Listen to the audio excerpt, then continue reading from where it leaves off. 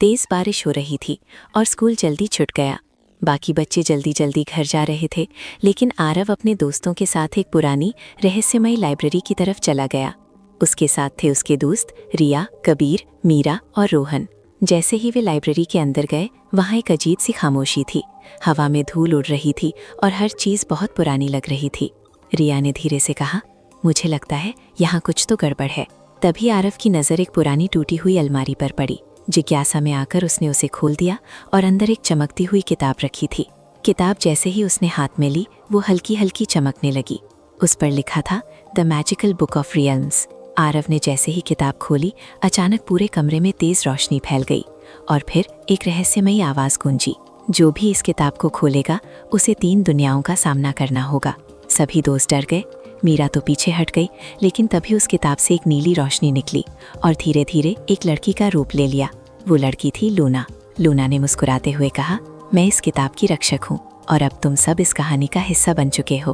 कबीर ने घबराकर पूछा, मतलब हम यहाँ फंस गए हैं? लूना ने शांत आवाज में कहा, अगर तुम 3 दुनियाओं के चैलेंज पूरे कर लोगे तो तुम वापस जा सकते हो। इतना सुनते ही अचानक उनके सामने एक चमकता हुआ पोर्टल खुल गया और बिना कुछ समझे वे सब उसके अंदर खींच लिए गए। जब उन्होंने आंखें खोली तो वे एक जादुई जंगल में थे। चारों तरफ हरे पेड़, चमकती रोशनी और अजीब सी आवाजें। तभी उनके सामने एक बहादुर लड़की आई। उसका नाम था जोरा। जोरा ने कहा, ये जंगल सुरक्षित नहीं है, यहाँ एक खतरनाक दानव रहता है। इतना सुनते ही जमीन हिलने लगी और अचानक एक विशाल दानव उनके सामने आ गया, ग्रोलॉक्स। उसकी आंखें लाल थीं और वो आग फेंक रहा था। मीरा डरकर चिल्लाई, हमें यहाँ से भागना चाहिए। लेकिन आरव ने हिम्मत दिखाई, नहीं, हम भागेंगे नहीं। उसने तुरंत किताब खोली और अचानक किताब से एक मंत्र निकला। तेज रोशनी फैली और दानव कमजोर होने लगा। रिया और जोरा ने मिलकर उस पर हमला किया और आखिरकार उन्होंने ग्रोलॉक्स को हरा दिया। अचानक लूना फिर से प्रकट हुई। तुमने पहला चैलेंज पूरा कर लिया, लेकिन उसके चेहरे पर हल्की चिंता थी। अगली दुनिया और भी खतरनाक है। फिर से पोर्टल खुला और वे उसमें प्रवेश कर गए। इस बार वे एक अंधेरी दुनिया में पहुंचे। आसमान काला था, चारों तरफ डरावना सन्नाटा था।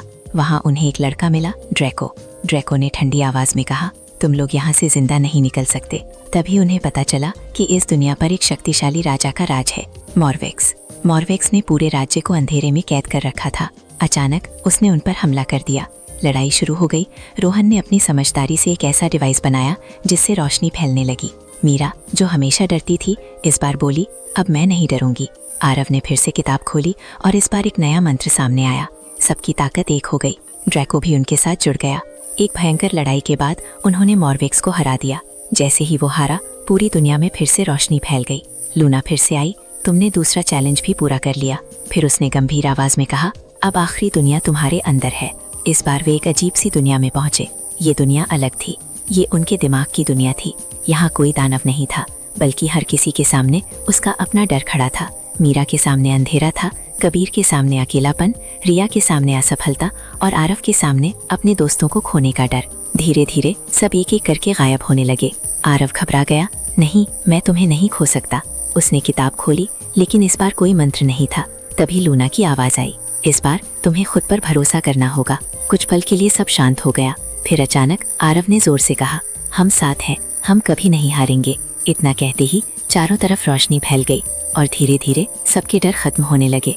मीरा ने अंधेरे को हरा दिया, कबीर ने अकेलेपन को, रिया ने असफलता के डर को और अंत में सब फिर से एक साथ खड़े थे।